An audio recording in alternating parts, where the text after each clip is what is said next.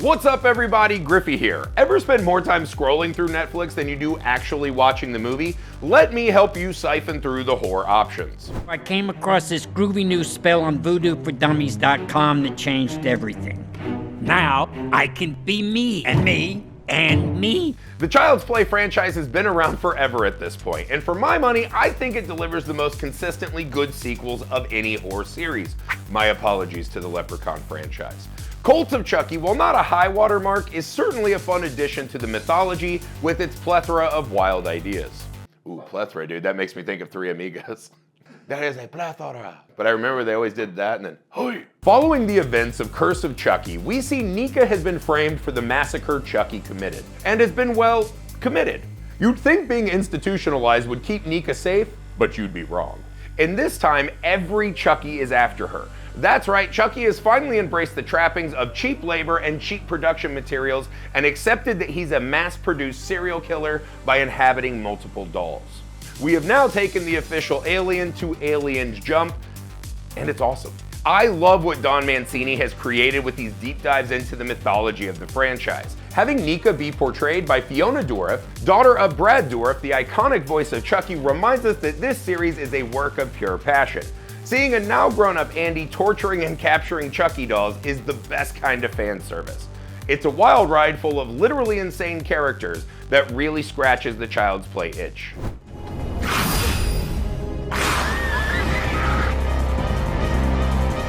At this point, we've seen everything. Zombie sheep, beavers, strippers, nuns, you get it. If it's a noun, it's definitely been a zombie. Despite this oversaturation, it is incredible when a modern zombie movie finds a way to make the genre feel vibrant again. Train to Busan hits this undead mark and is one of my favorite zombie movies ever. It follows a father, daughter, and other commuters on, you guessed it, a train to Busan. The journey becomes a nightmare as an ill woman stumbles onto the train and kicks off the zombie apocalypse.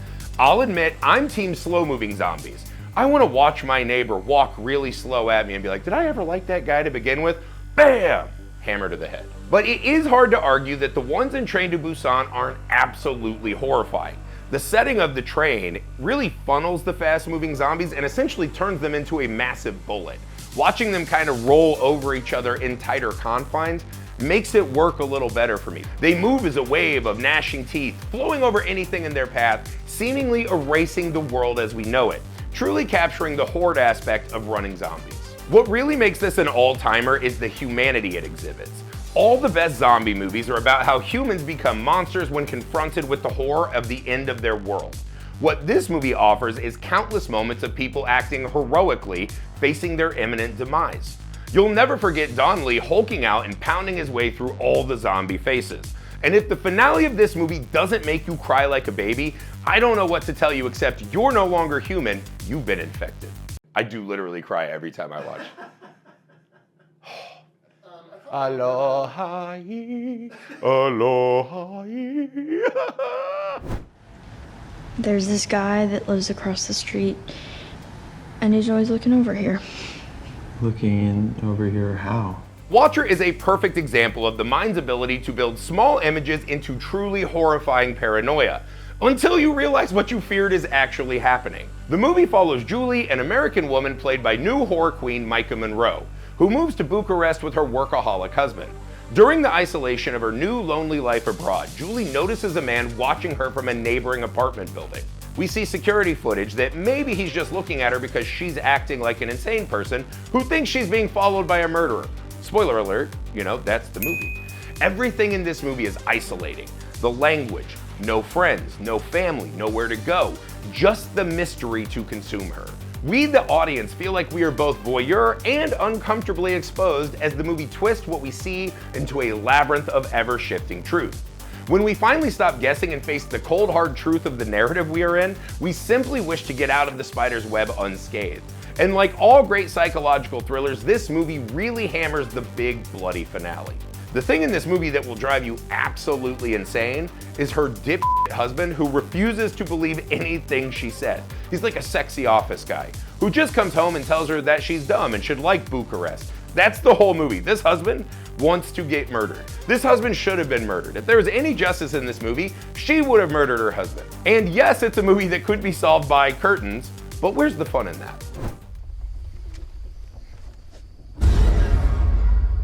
To get prepped for Death Whisperer 2, dropping February 7th, you guys should absolutely check out the original Death Whisperer from 2023.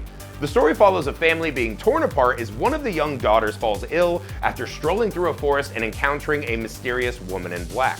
This is really a story about a town where old-timey beliefs and new world ideals don't meet up, right? Some people want medical science answers. Some people believe it'll pass. Some people believe it's magic. This movie shows us all of the angles of that.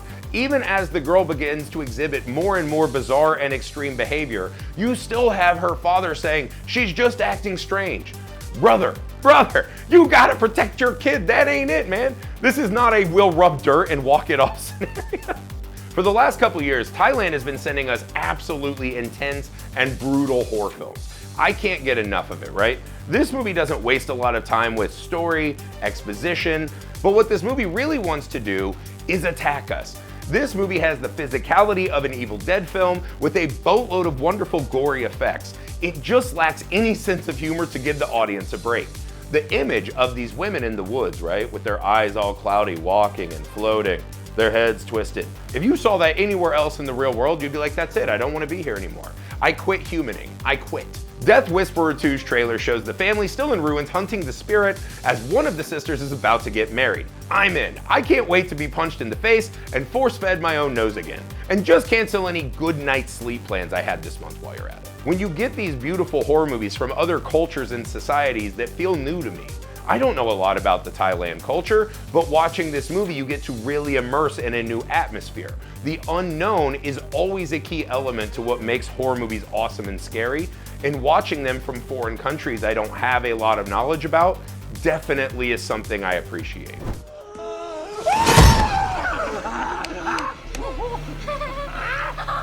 Look, if you haven't seen it at this point, you owe it to yourself to watch this modern horror classic. I know Chapter 2 had audiences split. The concept of an intergalactic being feasting on people works better when the cast is kids and not full-grown adults in their 40s. Bill Hader's like 6'2". He's looking Pennywise in the eyes as he wets his pants. That's not as cool. Admittedly, most horror movies where the giant evil clown melts due to a preteen Friars Club roast isn't going to win everyone over. But It Chapter 1 is where all the vile goodness of this story truly lies. It centers around a group of children trying to save each other from the monstrous Pennywise the Clown, who it seems like no adults can see. I am a sucker for movies that capture the feeling of being a kid in summer. Those moments between school where you had the whole world as your oyster. And I think this gang really captures that period for me. This is one of my favorite groups of kids in a movie ever. I put them up there with the Goonies and the Monster Squad, not higher, but you know, right under. Watching these children face their darkest fears manifested by this creature is what you buy the ticket for. But watching them face the scary parts of growing up is what makes this story a classic.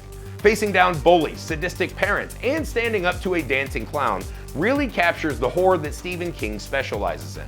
Seeing Ben fall in love with Beverly as she signs his yearbook still chokes me up every time. Apparently I cry a lot at horror movies. I just want to get snuggled and watch horror movies. Is that too much to ask? Tear. I can't tell you how many times now I've watched the opening of this movie.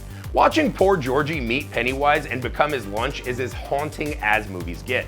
I can definitely relate to this kid being lured into the sewer with food. I'd happily go to some dark corners of the universe for some popcorn. Georgie and I, kindred spirits. I'd dap him up, but he doesn't have an arm. Bill Skarsgård should be held in the highest esteems of horror monster portrayals.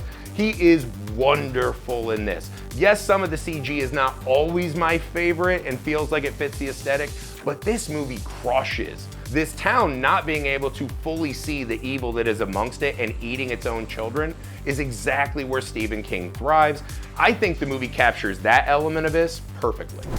That's my list of horror movies to check out this month on Netflix. If you hurry, you can also check out Mia Goth's Titanic performance in Pearl and Russell Crowe doing Mario Brothers karaoke on a Vespa in The Pope's Exorcist before they leave.